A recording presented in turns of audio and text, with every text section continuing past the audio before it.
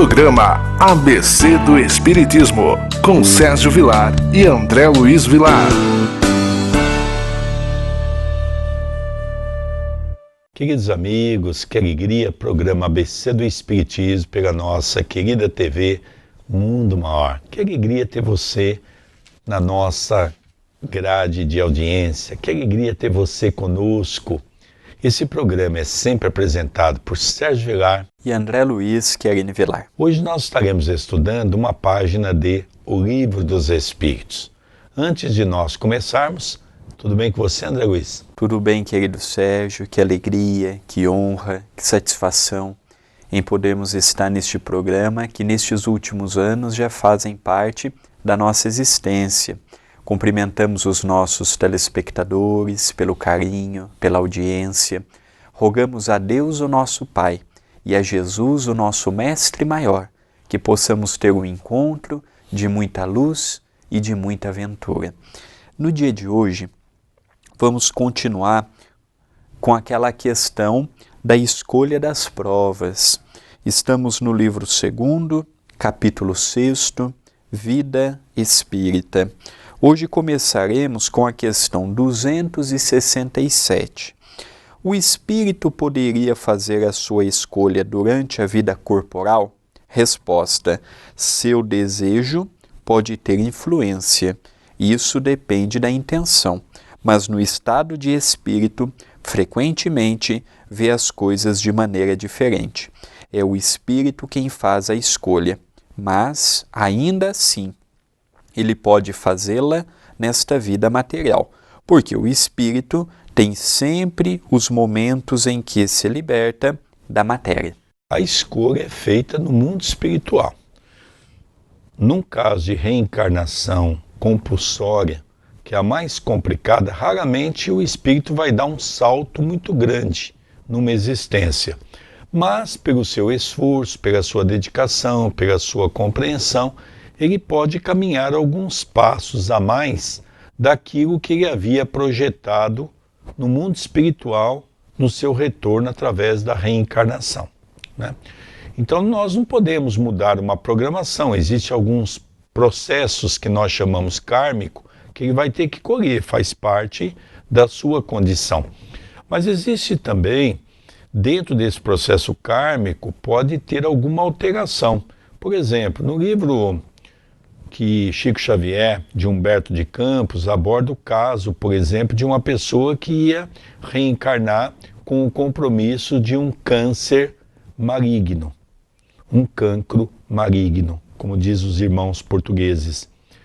E essa pessoa chegando aqui, conheceu uma casa espírita, se tornou um trabalhador espírita, começou a entender o que é o bem, começou a ajudar o próximo. Quando a justiça divina veio bater à porta da sua casa, cobrando-lhe o passado criminoso, ele então teve o câncer. Só que percebeu-se, o plano espiritual que o ajudava, que ele havia se modificado e muito.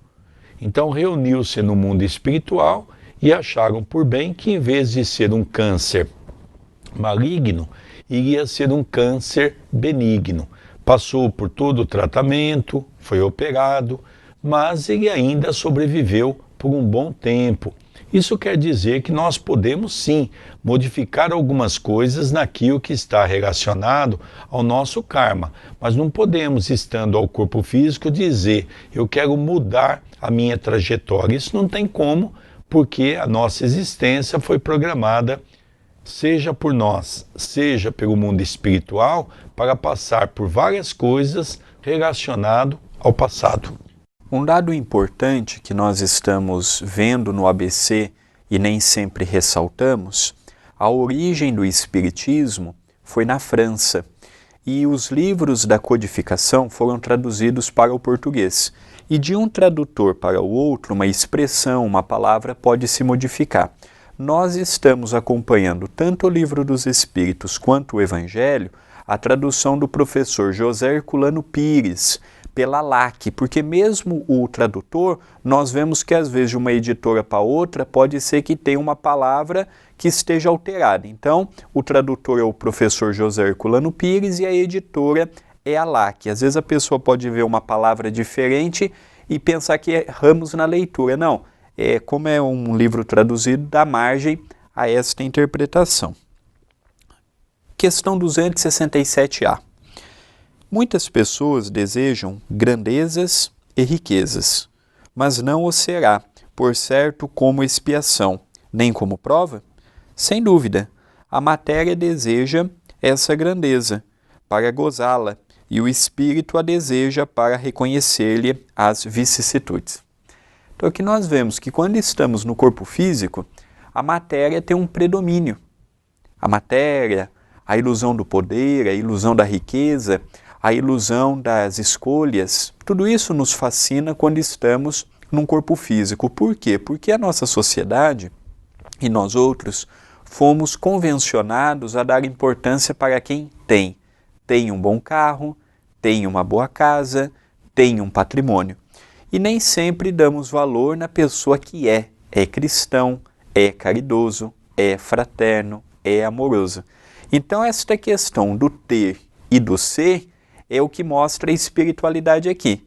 Enquanto estamos encarnados, geralmente temos o predomínio do ter.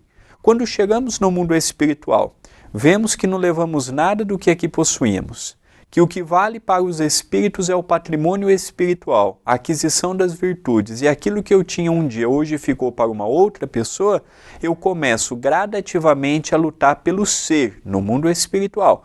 Mas isto não quer dizer que numa existência vindoura eu vou conseguir perpetuar a compreensão do ser. A vida na crosta é uma vida muito difícil. Sem a vigilância e sem a oração, nós podemos sim nos perder nos labirintos do homem velho. Não porque o mundo assim o deseja, mas por conta de uma falta de preparo espiritual. Por isso que, cada dia ao acordarmos, temos que pedir muito pelo nosso dia. Esses dias que passaram, a WhatsApp da TV A Caminho da Luz soltou uma mensagem muito interessante. Um prédio em Belo Horizonte, de 10 andares, estava um pouco inclinado. E aquilo se tornou visível aos olhos de todos que ali passavam. Então a Defesa Civil interditou aquele prédio, retirou seus moradores para que pudesse ver como solucionaria aquele erro do engenheiro, aquele erro de cálculo. E Chico Xavier estava passando diante daquele prédio e Emmanuel disse para ele: meu filho, olha o erro de cálculo de um engenheiro que pode levar um prédio de 10 andares a ser inutilizado. Você já pensou uma palavra, um comportamento, um pensamento fora de contexto, o tanto que aquilo pode prejudicar na vida atual e numa vida futura? Essa história está narrada pelo professor Ramiro Gama no livro Lindos Casos de Chico Xavier. Então, às vezes, uma pequena situação pode nos comprometer hoje com repercussões no futuro. Questão 268. Até que chegue ao estado de perfeita pureza, o espírito tem que passar constantemente por provas? Resposta: sim, mas elas não são como a entendeis. Chamais provas as tribulações materiais. Ora, o espírito chegando a um certo grau, mesmo sem ser perfeito, não tem mais nada a sofrer, mas tem sempre deveres que o ajudam a se aperfeiçoar e que não são penosos para ele, a não ser os de ajudar os outros a se aperfeiçoarem. Vamos pegar um pouquinho no século passado, Gandhi, Irmã Teresa de Calcutá, Chico Xavier, todos eles na condição de espíritos missionários. E nós percebemos que todos eles altamente doentes, o corpo muito comprometido. Ah, mas eles então estão pagando por alguma coisa do passado? Não. Eles vieram com essas doenças para mostrar para todos nós que a doença não deva inibir o nosso trabalho no campo do bem. Eu cheguei a visitar o Chico 2 semanas antes do seu desencarne e realmente era um quadro lastimável de ver o Chico com aquele corpo todo deficitário, mas havia uma característica no Chico que ele nunca perdeu: o sorriso. a simplicidade. Então é isso que os espíritos respondem a Kardec. Nem sempre a dor, o comprometimento físico, nem sempre está correlacionado ao nosso passado criminoso. Às vezes o espírito vem com essas marcas até mesmo para nos mostrar que nós temos um corpo perfeito e às vezes não fazemos a lição de casa, que é o bem. Questão 269. O espírito pode enganar-se quanto à eficácia da prova que escolher? Pode escolher uma que esteja acima de suas forças, e então sucumbe. Pode também escolher uma que não lhe dê proveito algum, como um gênero de vida ocioso e inútil. Mas nesse caso, voltando ao mundo dos espíritos, percebe que nada ganhou e pede para recuperar o tempo perdido. Então nós estamos vendo aquelas pessoas que pedem por provações. Não estamos falando aqui do vulgo popular, que reencarna e desencarna sem saber que estão deste lado ou do outro lado. Estão naquele ciclo vicioso reencarnatório. Aqui, Allan Kardec está falando daquele espírito que tem o mínimo do mínimo do mínimo de entendimento e de compreensão do mal que fez e do futuro que tem adiante. E aqui a espiritualidade fala, ele pode pedir uma prova mais difícil do que ele tem capacidade para suportar. Então aquela ideia que cada um carrega a cruz que suporta, que a espiritualidade já nos mostra que temos que ver com um olhar um tanto quanto com ressalvas, porque ele mesmo nos diz, pode escolher uma prova que esteja acima de suas forças e então sucumbe. Aí, André, nós vamos ver uma reencarnação programada. É uma resposta que fala da reencarnação programada e a outra da reencarnação compulsória, que é a questão da ociosidade. Não é que a pessoa se escolhe, é que ela não tem condição de se posicionar de outra maneira. E aqui nós estamos falando da reencarnação também missionária, de pessoas que às vezes pedem um compromisso religioso, um compromisso na política, um compromisso na ciência e de repente assume um corpo, vem o prestígio, vem a fama, vem o poder, vem a riqueza e a pessoa toma outro caminho. Então, quando ele fala de pedir uma prova mais difícil, aqui também já entra um adendo dependendo da reencarnação missionária. Não estamos aqui falando desses grandes missionários, porque se convencionou falar que missionário é todos aqueles que têm uma missão a nível coletivo abrangente. Não, tem pessoas que têm uma missão com um contingente menor de pessoas que também tem a sua finalidade e a sua importância. Nós vamos então para um breve intervalo do programa ABC do Espiritismo, apresentado por Sérgio Vilar e André Luiz Chiarini Vilar. Já retornaremos.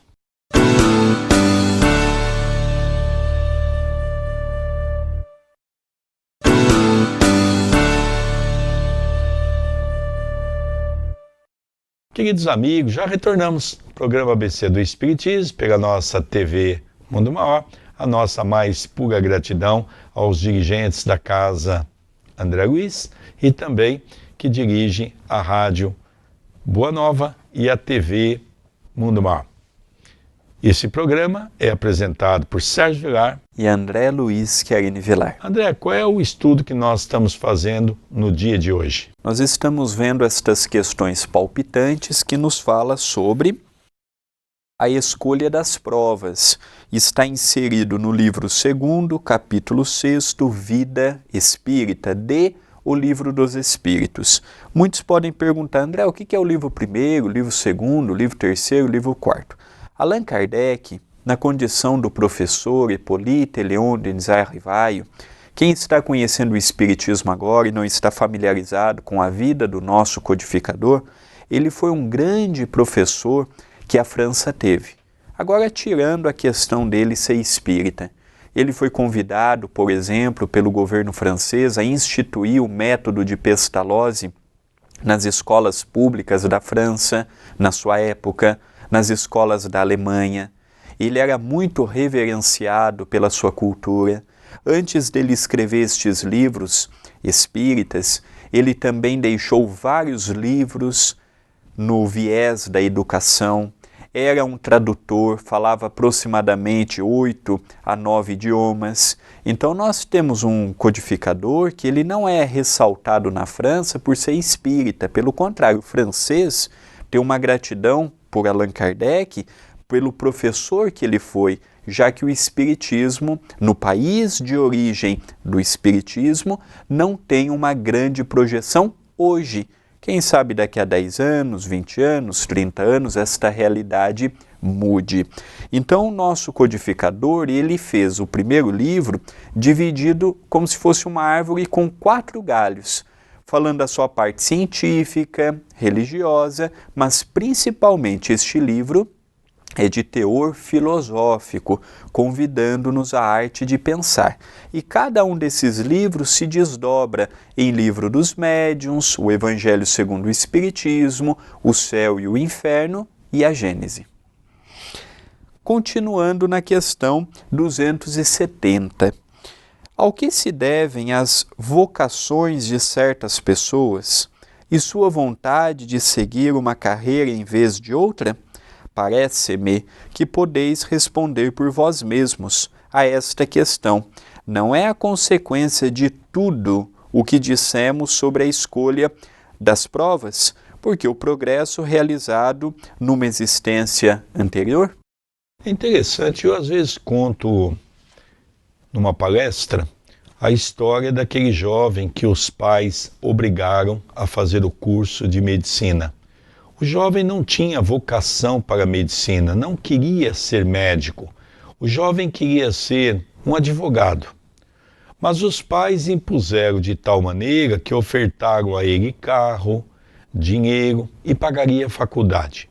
Se ele quisesse ser advogado, os pais não iriam bancar a sua faculdade. Fato é que esse jovem estudou 5 anos, medicina, 6 anos, e quando ele terminou o curso de medicina, no dia da sua formatura, ele recebeu o diploma e durante a festa ele entregou o diploma ao pai. O pai disse: "Que é isso, meu filho? Você vai colocar no seu consultório." Ele diz: "Não, papai, eu não vou. Isso aqui é seu. Você queria que eu fizesse esse curso. Você patrocinou esse curso. Você me pagou esse curso. Amanhã mesmo eu vou me inscrever numa faculdade de Direito e vou fazer aquilo que eu tenho vontade e aquilo que eu sonho em ser." A nossa vocação, muitas vezes, ela é transformada pelos nossos pais num grande martírio para a nossa vida. Hoje não é tão comum, mas era muito comum no passado jovens irem para o seminário ser padre sem ter vocação, porque o pai obrigava, a mãe obrigava. Era importante ter um padre na família. Quantas vezes nós queremos decidir pelos nossos filhos? Muitas vezes até comprometendo a sua condição e o seu caminho aqui na Terra. Nós temos que tomar muito cuidado, porque cada um vem com uma vocação, como o próprio Espírito responde para Kardec dentro do seu dia a dia. Na questão 271, tem a questão, a resposta e o comentário de Allan Kardec. Quando o espírito estuda na erraticidade as condições em que poderia progredir, como julga poder fazê-lo se nascer entre canibais? Resposta: não são os espíritos já adiantados que nascem entre os canibais, mas os espíritos da mesma natureza dos canibais, os que lhes são inferiores. Comentário do codificador. Sabemos que os nossos antropófagos não estão no último grau da escala e que há mundos onde o embrutecimento e a ferocidade ultrapassam tudo o que existe na Terra. Esses espíritos são, portanto, ainda inferiores aos mais inferiores do nosso mundo, e vir para o meio dos nossos selvagens é para eles um progresso, como seria um progresso para os nossos antropófagos exercer entre nós uma profissão que os obrigasse a derramar sangue. Se eles não visam ao mais alto, é porque a sua inferioridade moral não lhes permite compreender um progresso mais completo. O espírito não pode avançar senão gradualmente. Não deve transpor de um salto a distância que separa a barbárie da civilização. E está nisso uma das necessidades da reencarnação, que se mostra verdadeiramente de acordo com a justiça de Deus. De outra forma, em que se transformariam esses milhões de seres que morrem diariamente no último estado de degradação, se não tivessem meios de se elevar? Por que Deus os teria deserdado dos favores concedidos aos demais? Então aqui nós vemos uma pergunta curiosa. Se pode existir uma oportunidade, por exemplo, de reencarnar no meio de canibais, companheiros que ainda estão alimentando-se de carne hominal, ainda com costumes bárbaros, com práticas bárbaras, com rituais bárbaros. E a espiritualidade diz que não, porque ali ele não teria proveito nenhum. Ele não conseguiria ajudar automaticamente por conta da necessidade daqueles espíritos, mas aqueles espíritos poderiam nascer no meio dos nossos primitivos, que para eles já seriam um grande avanço. Olha que interessante, não teria ligação. Quando nós pegamos uma pessoa com uma bagagem um pouco adiantada e pegamos pessoas que estão no início da evolução, no sentido intelectual, no sentido moral, não há ligação e até a ajuda se torna ineficaz. E essa resposta vem de encontro com aquele material que nós estamos desde 1935, com o livro Cartas de uma Morta, falando do planeta Chupão, 2005, 2 cientistas descobrindo esse planeta pelos equipamentos mais modernos que se criaram. É um planeta primitivo. E o Chico já dizia que esse planeta vai receber as pessoas aqui da Terra. São espíritos que têm canibais, são espíritos primitivos.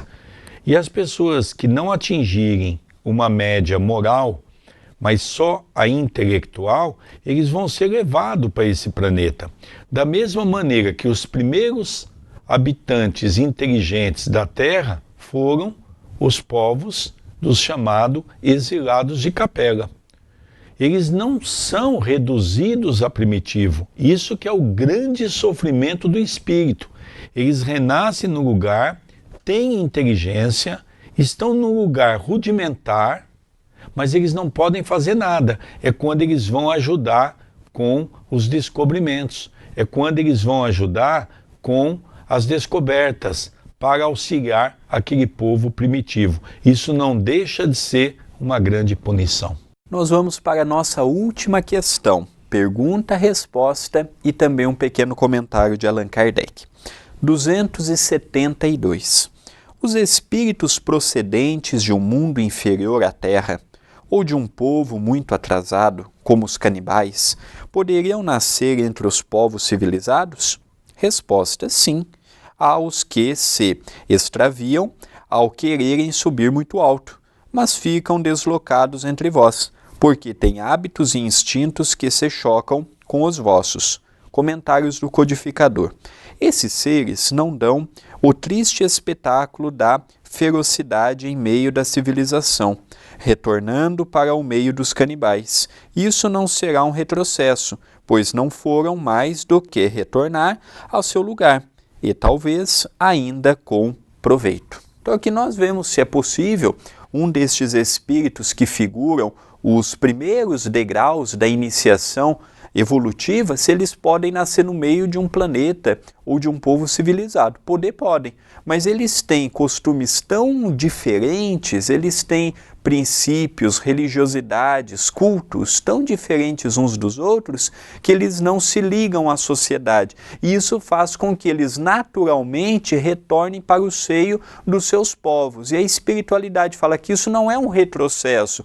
Pelo contrário, muitos deles podem até levar uma mínima bagagem que vão ajudar aqueles outros primitivos também em sua jornada evolutiva. Há pouco tempo atrás, quando eu digo pouco tempo, alguns anos anos atrás, 2 espíritos foram estudados, inclusive, pela ciência.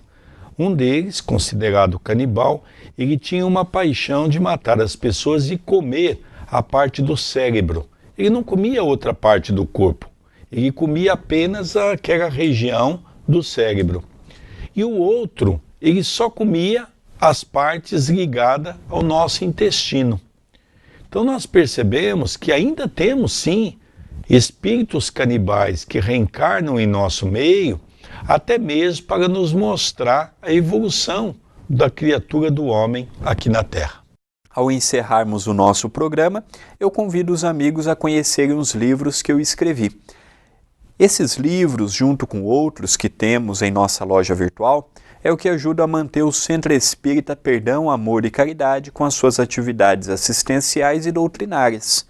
Estará ajudando a manter os livros, a reeditar os livros, a vir novos livros e também as atividades aqui em Itapira. Então, se você puder, adquira os meus livros ou de outros espíritos, outros médiuns, outros escritores, através da loja acaminhodaluz.com.br.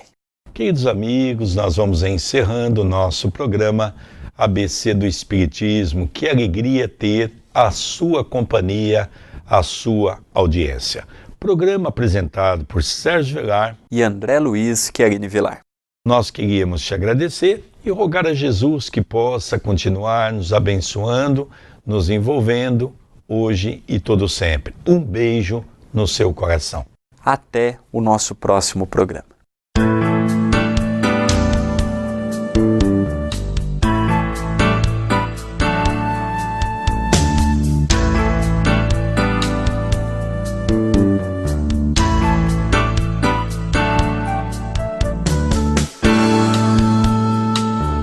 Você assistiu o programa ABC do Espiritismo, com Sérgio Vilar e André Luiz Vilar.